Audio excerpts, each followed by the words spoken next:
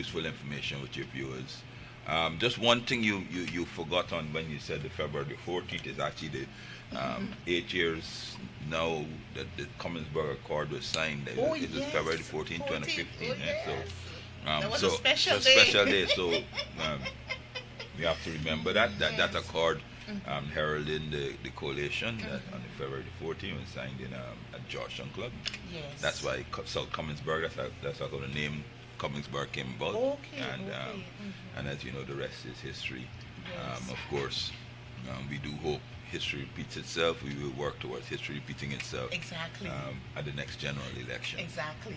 Thank you very much, David. Well, David, on tonight's program, we will be focusing our attention on Ghana's infrastructure and that of the oil and gas sector. But even before we get into the substantive items for discussion, you will recall that the budget has now been approved. I don't know whether you would want to say anything to our viewers. What are your expectations of budget 2023? Well, and I think my expectations of budget 2023 is actually the same for as every single person.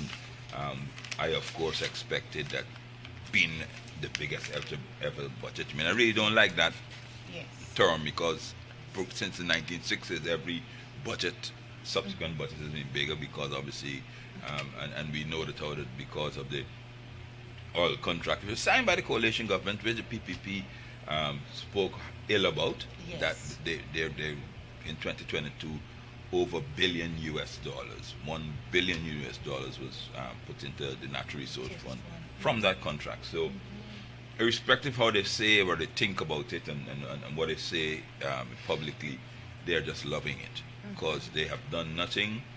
Um, Most of the sectors, our traditional sectors where we got money from, gold is done, forestry is done.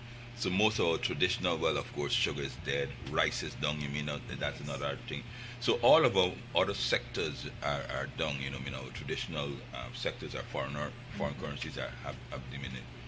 So they've been able to get this 791. The majority of this money comes in from the oil money. Um, the oil money belongs to Guyanese. It is not the domain of the PPP. Um, One would have thought that a lot of the money would have gone back to Guyanese. I mean, the cost of living is tremendously high. Um, School, free education is tertiary level and those things like that. What I mean, more money pumped into our teachers, more money for our public servants with all that. Unfortunately, what ended up happening is the money just gone into the pet projects. I mean, where we're going to speak about infrastructure and those things like that, where we know a lot of corruption is happening. Friends and families are getting contracts. Persons that were, social media commentators, media getting $1 billion worth of contracts. I mean, persons in private sectors getting billions of dollars of contracts. I mean, there's a race car driver. You've seen him. He drives around on a scooter without any helmet. He has billions of dollars of contracts as well. The traditional contractors that would have been operating the mainstream when Mary were there, they've been shut out. So really and truly, the idea is, of course, there are things which we can't really complain. There's a 40,000. The old age pension has gone up, but it's not enough. It's just like whitewashing. I mean, instead of painting the building, painting the country, making it better, we're just whitewashing it. And then when rain falls, how the whitewash falls off. So that's really what the budget is. It's just a lot of smoke and whistles. Yes. The ordinary man, they haven't even reduced PAYE. They've carried the tax threshold 10,000 up, but inflation was 7.8%, which means that out of every $100 you earn, $8 just goes back. Just in things you're earning less, we're producing less. The cost of living has gone up more, and what they've done, and which I'm sorry taking so long, That's but okay. right, what they've done that I find tremendously upsetting is when they speak of the cost of living, they like to deceive the Guyanese. Oh, it's the war in Ukraine. Yes. It's because of COVID and those things like that.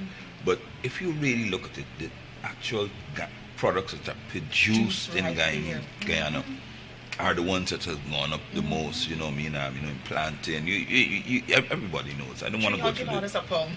yeah. Yes. So, you mean, and that has nothing to do with Ukraine. Yes. It has nothing to do with COVID because, of course, as you said, we're taking our precautions. We back up farming, Yes. Sand has moved from when we were in the ministry. Was $20,000 per truck. Now it's $38,000. And of course, when sand goes up, cement, because Yes. that goes into it, Yeah. you know what I mean? Your blocks, Yes. plastering your house and everything. So Yes. construction goes up, and we are really feeling it, Labor costs are gone up. Stone, it was 8,000 a ton. A ton is It's now 12,000, 12 and yeah. $15,000 Yes. if you can get it. Yes. Because there's a shortage of supply and those things. So the budget really just was a numbers budget and a smoke screen. Guyanese has just gone on. If nobody's jumped and said, other than the private sector, the friends and Yes. families. I mean, Yes. so it's disappointing in the whole, you know what I mean, and for a country that has this much money. Yes.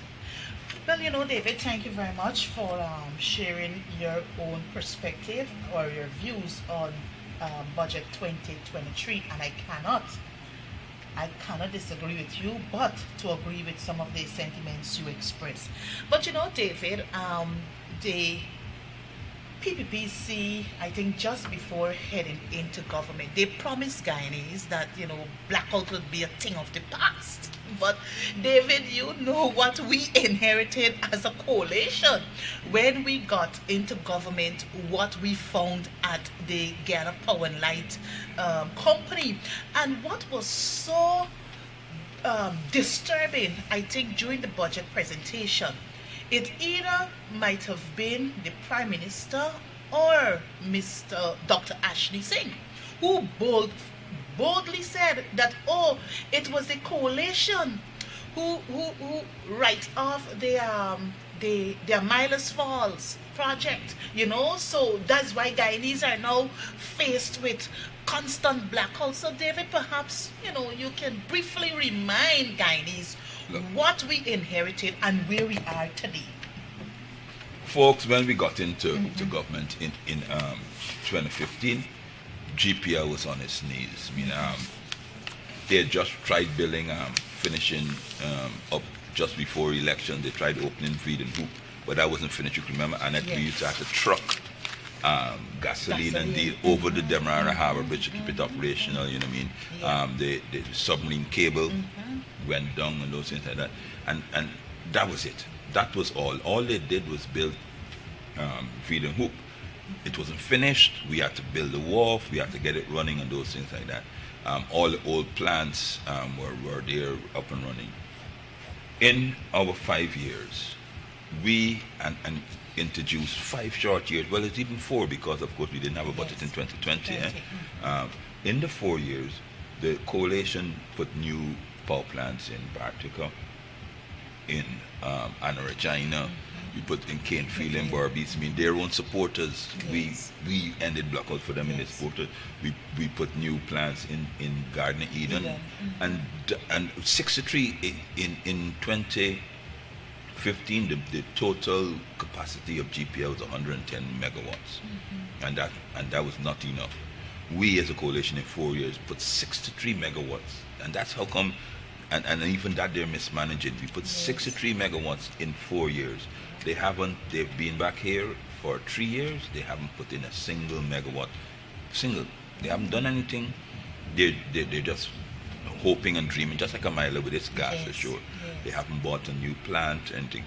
I saw recently, and you probably would have seen that they're now going to see if they're trying to rent some power, some plants, you know what I mean?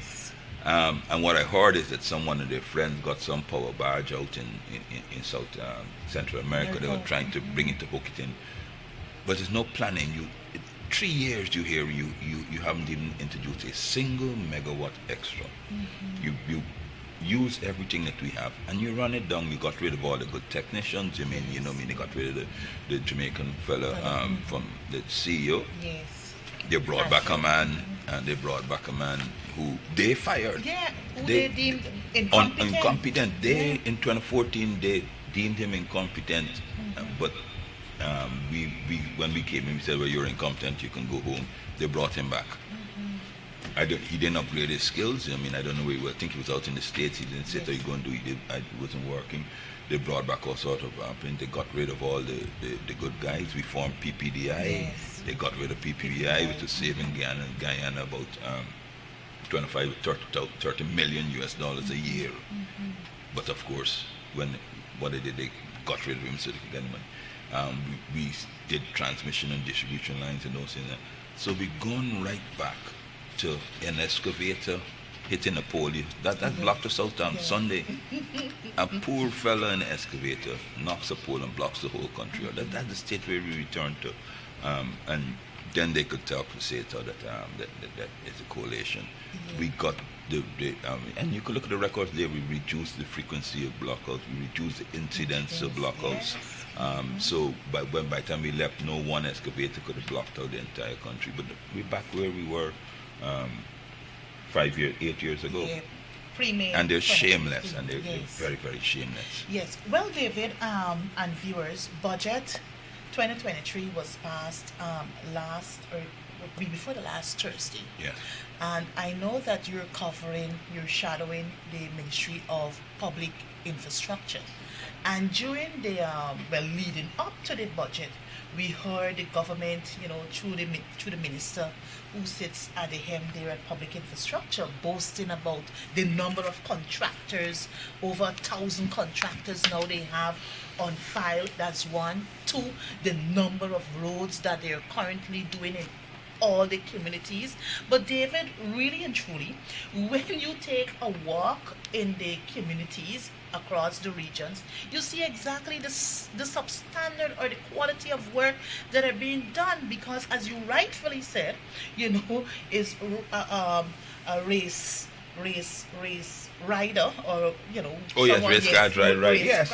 Driver, a television personality who always got his hair in an untidy looking state.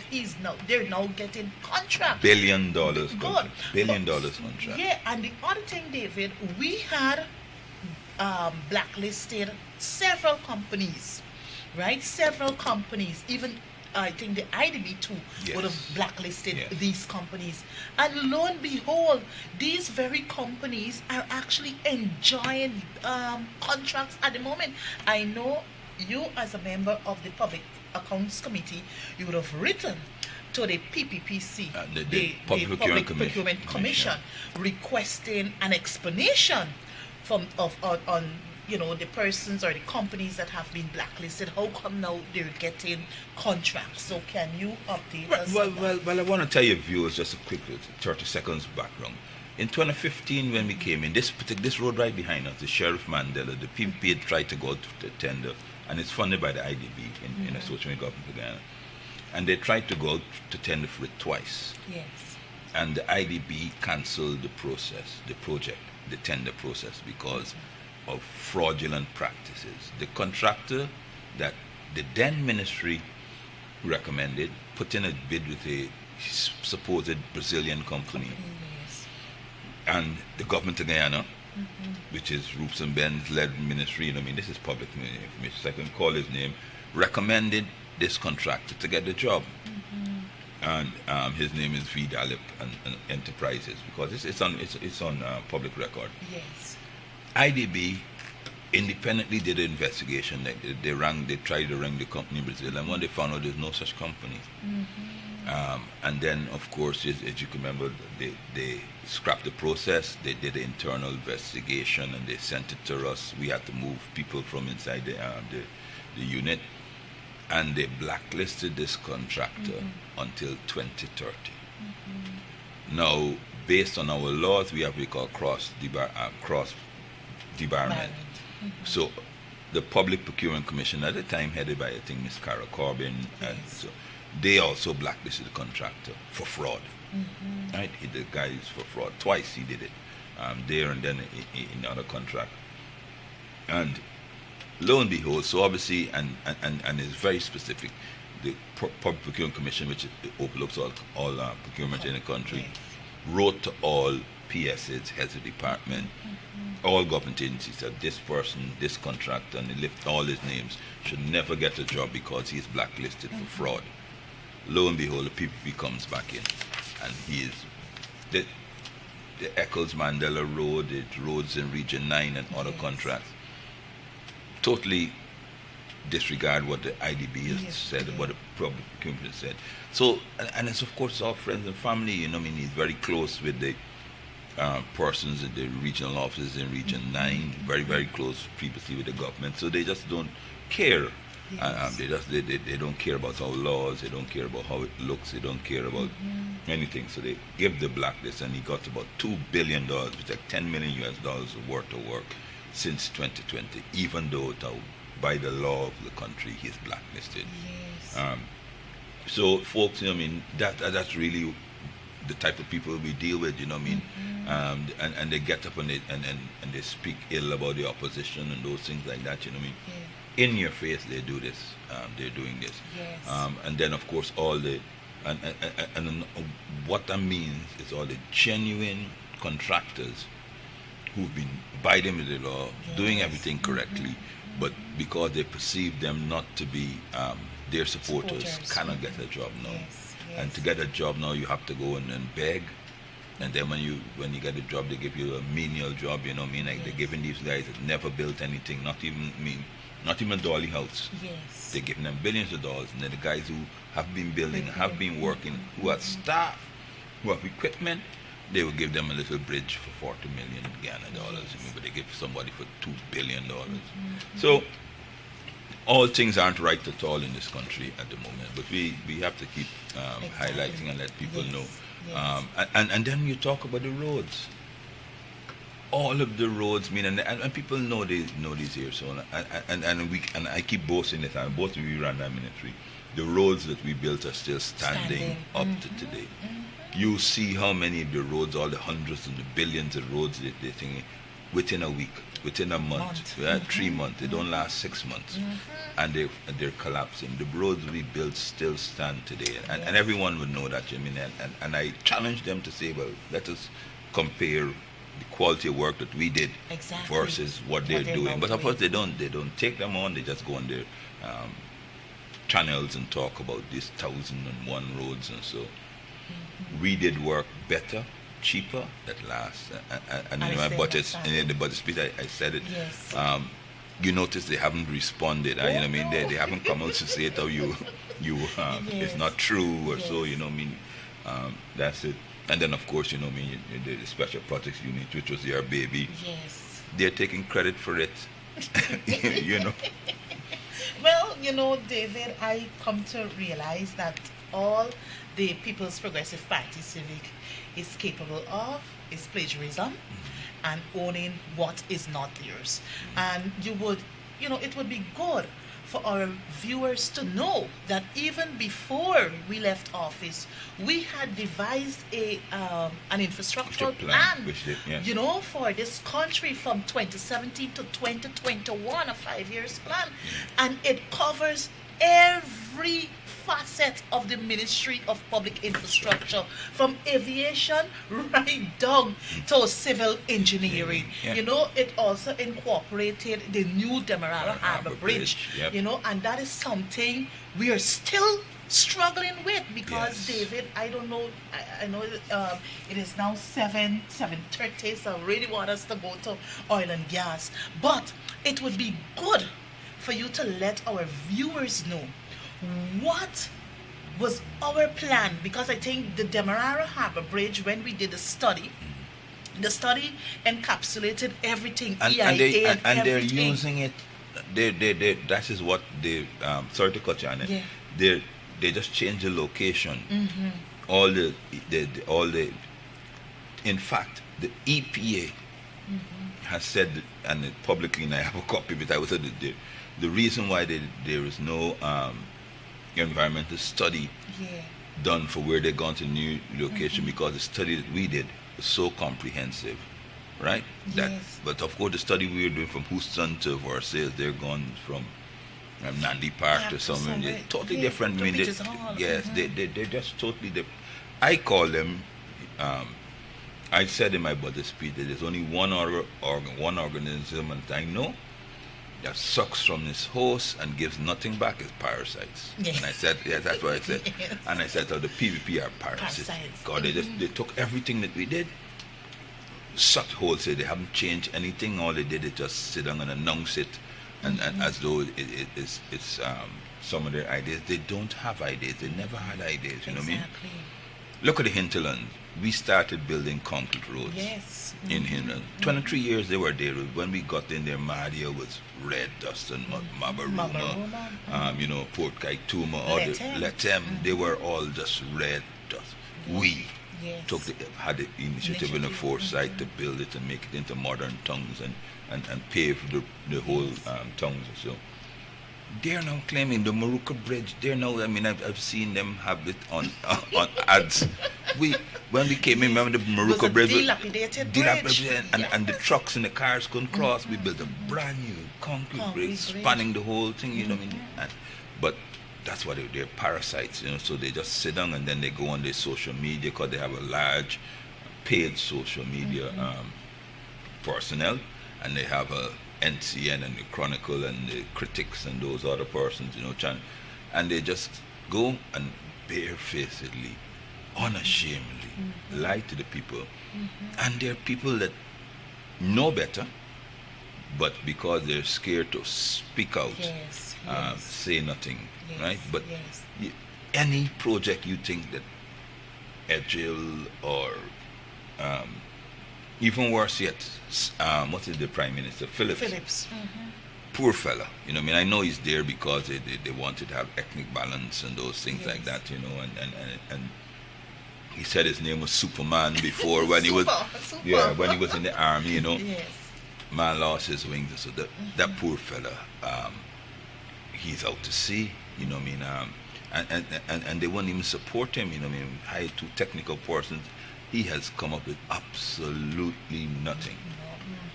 He has taken our energy plan and all the every single project he's done is we started it, and we got the money from the IDB, the ISDB, we from our own funds. We started them, then COVID and elections, and he gets up and says, "My government," exactly, without even saying my government inherited from the coalition government. These are the plans of my government.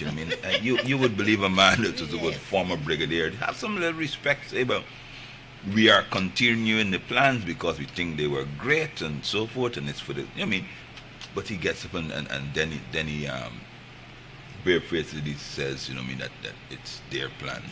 Absolutely none.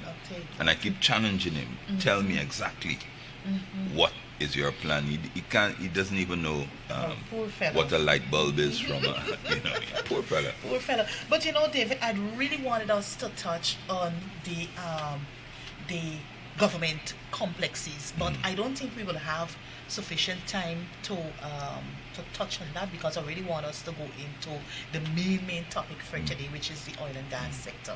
But I think at a later program I can have you back so we can discuss some of the things that are in budget 2023 where the Ministry of Public Works is concerned. No right? problem at all. Yes, but David, I would want to turn our attention now to the oil and gas sector in Guyana. And I know you're also shadowing that area. You have a wide portfolio in the National Assembly, but you're doing a fantastic job, I must say, right? But you would recall that leading up to budget debates, I heard Mr. Barajagdio had an exclusive interview, I think it was with Critics, because it seems as though Critics is his favorite interviewer, right? So he said that the amount of money, the reason why the budget is so big is because of the oil and gas sector. David, you would recall that in 2022, I think they came for in excess of $20-something billion. And I recall you drilling Prime Minister, Mr. Mark Phillips, who are the consultants, what entails this project and all manner of things. But even before you gave critique to what Mark Phillips would have said. I remember when we were in opposition, when we were in government, sorry, we did a study, I think, for 3 sites. So perhaps you can remind the viewers the studies that were done by the coalition government. Right. This is for the what their newest baby, which is like a Mile Falls, like Skellon. They've always liked these big projects. It's a transformation they call it. But the reason why they are the big money is that you can, if you have a big $400 billion, they feel it out. Or when they steal 2 billion, 3 billion, nobody would notice. I mean, the IDB said 10 to 50% of these contracts go to handouts and corruption. Yes. When we started, we didn't do this. 7 sites we actually looked at, 7 different sites around the whole country. We brought together everybody, including Exxon, and we went through them, and and they looked at different locations for different things. I mean, the number one scenario we wanted was state land. So we had lands and surveyed, so therefore obviously government is state land, it belongs to the government. Number 2, it must be have enough area, and 3, it must be close to the population centers, so therefore the economic centers, so we can power it. Those things. And we went through an exhaustive thing, and along with Exxon, because of course Exxon sent down 3 foresters specifically to work on their side along with it. And we came up with woodlands, and so the site where they're going to, and that's how deceitful they are. Exxon themselves in 2018 said that it's not appropriate to go to Wales, not appropriate to bring gas onshore, in the sense that you can bring it and you put it right to the riverfront. It's not appropriate to pipe it through, and of course the populated areas, and the Freedom, Rumzek and those areas, that's where they're going through. They said the area is too congested. They said it, and we all said, not only Exxon, all the experts said that they had a consultancy called ERM who ruled it out. Lo and behold, and they set out where we were going, the woodlands, which is Mahaica Region 5 area, and we said fair enough. I mean, it's close to Georgetown, but it allowed the people in Region 5 and Berbice to benefit as well. So it's like a midway, and it kick-started that area. As soon as they came in, obviously, you know why. Because they talk about the sugar factory, it's nothing like that. It's all about friends, families, and favorites. And they've gotten Exxon. Of course, Exxon will do what you want if you ask them, long as you give them they don't have any liabilities. So they've gotten Exxon to move a project which Exxon gave us in writing in 2018. The pipeline would have cost $308 million. The PPP has come and it moved it from where it is to it's now costing 1.2 billion. That's just the pipeline. And then it's been another billion for power plants. Exxon in 2018 and in writing said to us the power plants will cost $275 million, and they will be willing to pay that as well. So therefore, in total, the project that we would have finished would have been almost $600 million, $700 million in total. They have now gone to almost $3 billion, 3 times, 4 times the amount. You could just imagine the amount of corruption and fat that's been built into that project. And we keep asking and we keep saying, show us why you do it, give us the data. And all they keep saying, oh, you can get cheap electricity. Ladies and gentlemen, that's not true. You will not get cheap electricity. At $3 billion, you move a $700 million project to $3 billion and still say it, or you get cheap electricity. It wouldn't even be finished anytime close to when they say 2024. No, 2024 they're saying. Yes. It wouldn't be finished by 2024. I mean, like nothing the PPP has done ever in their history, past and now, has ever been finished on time and successfully. You people may look and they say no because we're opposition. So I challenge the viewers out there. You think of one successful project that the PPP has ever executed. One. Skeldon was a bust. You know what I mean? A Mile of Falls was a bust. The fiber optic cables, the one laptop of family. Marriott was a bust. Speciality Speciality also was a bust. The Burbis Bridge is a bust. And you know, you know the what I mean? other one we oftentimes forget is the generator that they brought from India, Syringers, yes, engineering company. Yes, and who would think yes. So, but they always tell you when they and they come and say, oh, these ASO would transform the lives of Guyanese, these projects that they do. They've never ever executed a successful project, and they do it without people money.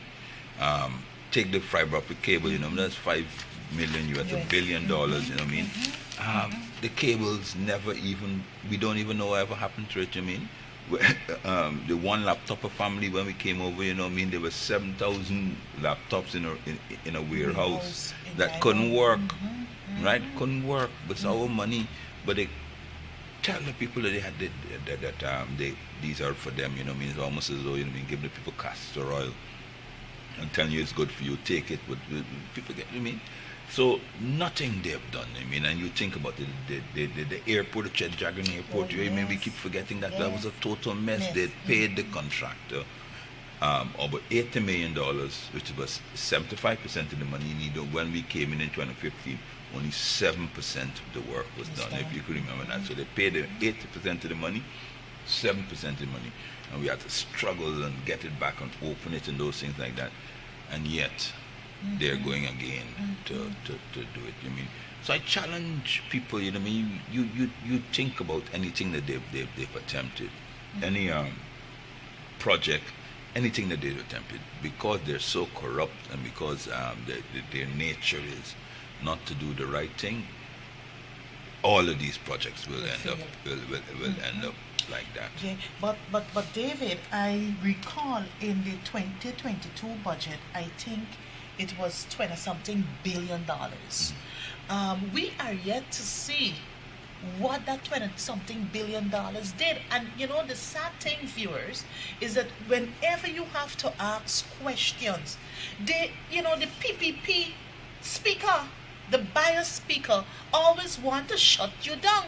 I mean, you must know what the monies did. You signed the check. Exactly. And where we are and what now you're coming for $43.3 billion in this year's budget for the gas to shore energy.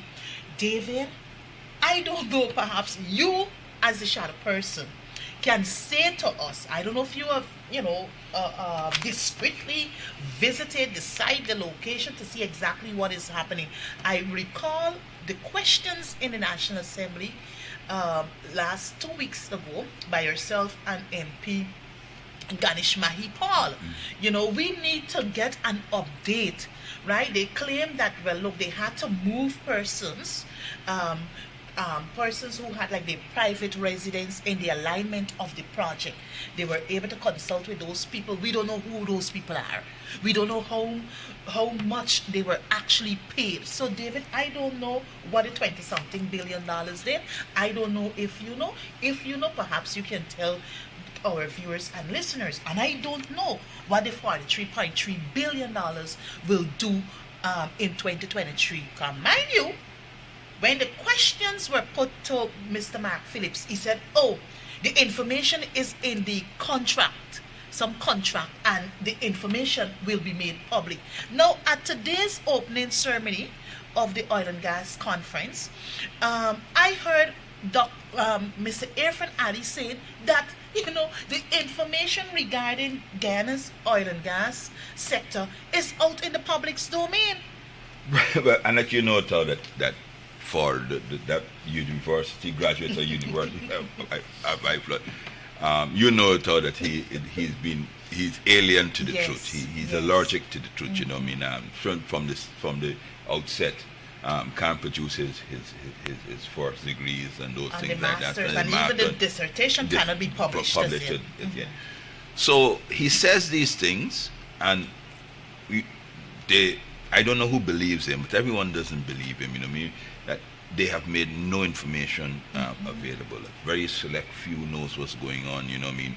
Very select few knows what the final product will be. Very select few knows they formed a special company called the Guyana Power and Gas Inc. Same players, Brazenton, Marcia Sharma, the same persons that gave us Marriott, that gives us Amila, formed the exact same players. And for Marriott, they formed the Atlantic Holding company. You know what I mean? That when brought to the country had to bail out. Exactly. Right? And it was the coalition. And the coalition got to bail out Marriott if not Republic Bank would have repossessed it. We had to go and take money to pay for it. Same people now formed a Guyana Power and Gas Inc., which is now looking out for this $3 billion project. No one knows what their powers are. No one knows what contract they signed. No one knows what deals they have made. No one knows absolutely nothing. EPA doesn't know anything. I know the persons, and then Mark Phillips is I mean, for somebody who's supposed to be a former brigadier. Immediately after, I contacted some of the residents in Wales and those things like that, and I said to them, Mark Phillips is reporting that you've settled. They said absolutely none of them have. Wow. None of them have. I mean, I can see how they're preparing to go to court over the matter. You know what I mean? They're trying to repossess lands from persons. They carry them to court. Remember, they carried them to court for persons in Wales who got land, who started their farms and those and the court ruled against them twice. You know, and what they did is not. So they couldn't legally take it away. What they did is stop taking the lease charges. But no one knows what's going on. I mean, every day this is the only country where in the middle of the year they announce a new project. It wasn't. They have so much money, they just don't know how to spend it. When they run out of money and their friends run low and they want to go to Dubai and those places where they go, you see them going regularly. Folks, you all keep an eye on that. Seriously, not saying anything wrong with the Dubaians and the Saudi Arabians. Keep an eye on the guys that go to these strange places. So when they run out, I want to give for you in your constituency in West, there was never ever any discussion in Budget 22 about doing Cemetery Road and Puntrench Dam and these things like that.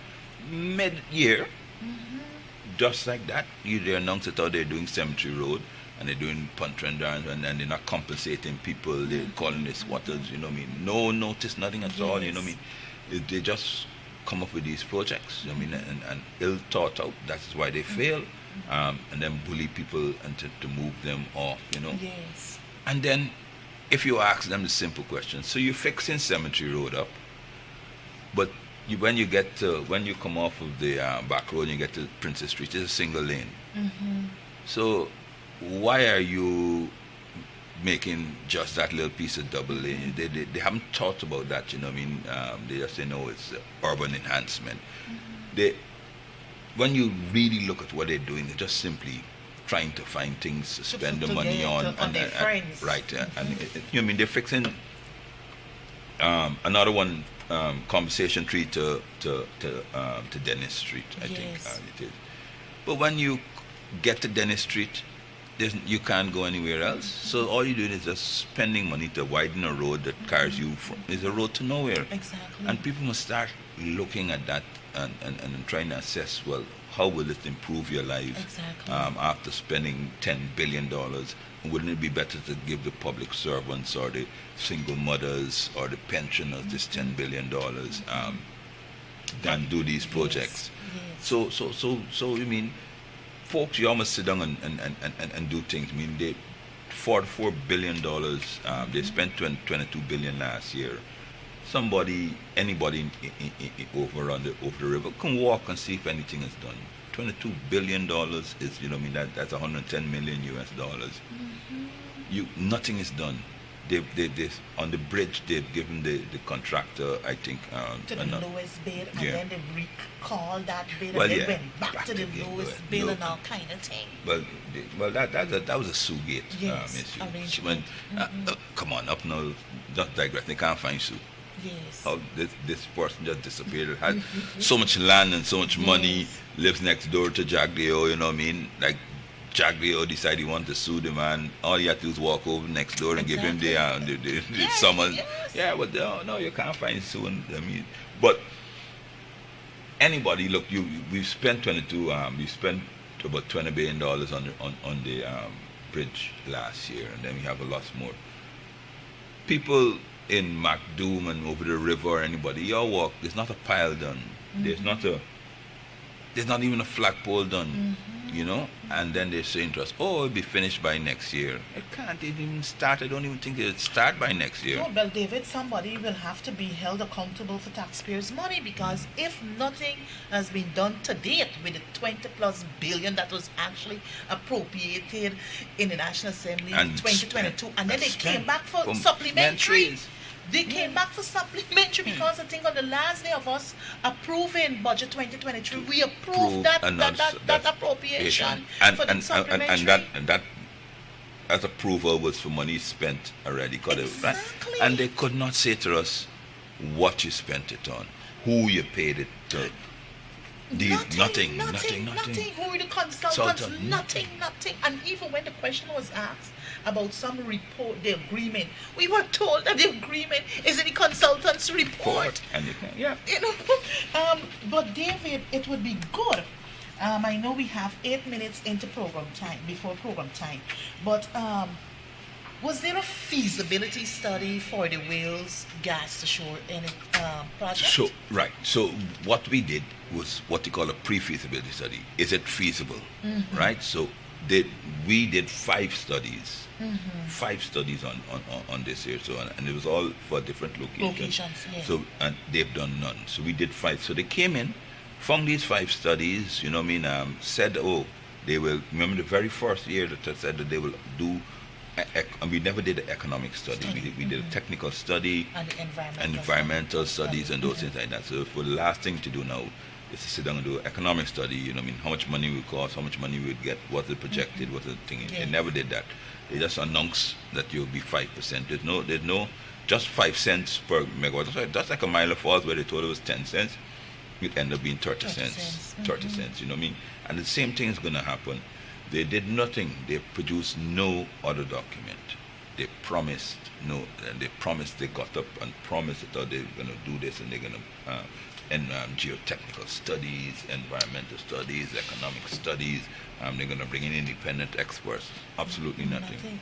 And they've now committed the country to the largest ever infrastructure project. And all they did is set probably Jack Deo and them sit down and say, well, one for you, one for you, one for you, one for you. How much you get? All right, that was it. There we go. Yes. Literally, that's how it is.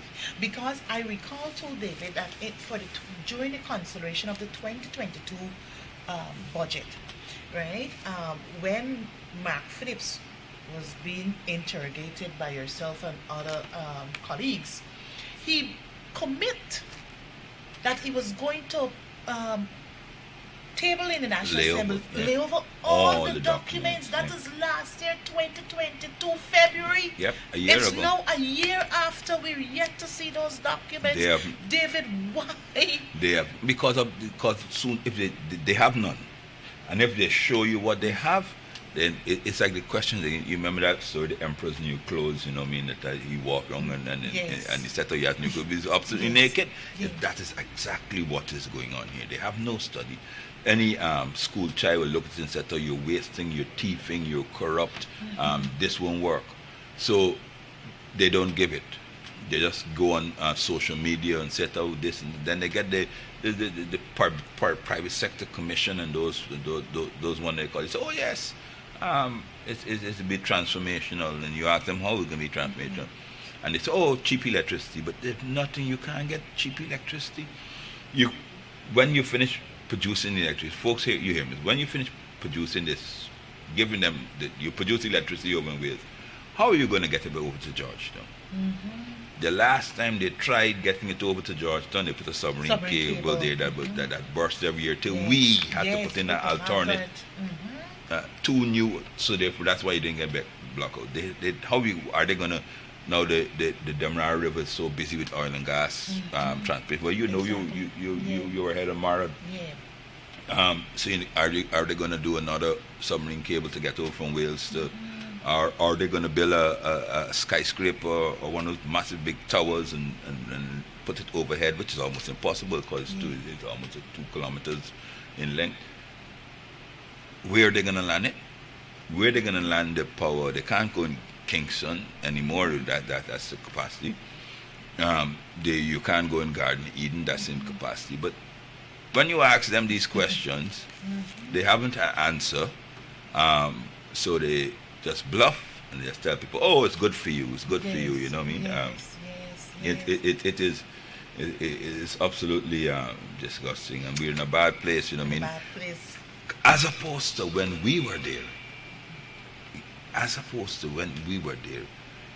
Every Tom, Dick, Harry, Susan, and Betty used to be writing every day and demanding, and we used to be, releasing informations and those things like that, holding public briefings, press briefings every time anybody raises a question on an issue. I can remember there was a picket in front of the ministry on GPL. Yes. We took them because there was this rumors about what GPL was doing, buying Chinese parts. So we took the picketers right there. Said, "Don't worry that you're picketing on GPL." We carried them. Said, "Look, go open any box you want. Genuine parts, genuine this and that." That doesn't happen now. Yes. Well, David, I know time has caught up with us. That's a you quick know, hour. an hour is never too much, boy, to discuss these important matters. But viewers, indeed, Guyana is in a terrible, terrible state under the People's Progressive Party Civic. You've just heard from my colleague, and you'll be able to do your own analysis. What our nation was like between May 2015 to August 2020, and where we are from August 2nd, 2020 to the 14th of February 2023. David, I just in 60 seconds, I just want you to leave some parting words with our viewers and listeners. Right, ladies and gentlemen, and once again, thanks for having me on. You know, I want to urge you to be our eyes and ears. I mean, too often, a lot of persons are sitting around waiting on persons, myself and Annette, politicians or MPs to say what is happening. But you can monitor it yourself. What you have to do is, when they say they're building a road, go and check. See the work that they're doing. When they say they're giving you a house lot, they're giving you a house lot and they have these big things. So go and look at it. It's just bush. Yes. So you must go in it and take a picture and share it. You don't have to share it very dispassionately. House lots shared in Rumzek, and take a picture and show people what they're doing. So what they're doing is just quick deceiving us. Deceiving you, but as I said, you can fool some of the people sometimes. But you can't fool all the people all of the time. So, folks, don't be fooled. Yes, thank you very much, David, for joining me. It was indeed a pleasure having you on this program. Let's talk. And as I said before, this will not be your first nor last appearance. Of course. So, visitors, viewers, sorry, this is all the time we have for tonight's program. I do encourage you to tune in come Thursday. This program will be rebroadcast from 8 to 9 p.m. on this very channel. I just want to encourage you to hold the faith, stay strong, remain focused, and the coalition will be back. With that being said, thank you very much for joining us. May God richly bless you. May God bless our dear land, Guyana, and may God bless our people. Thank you very much.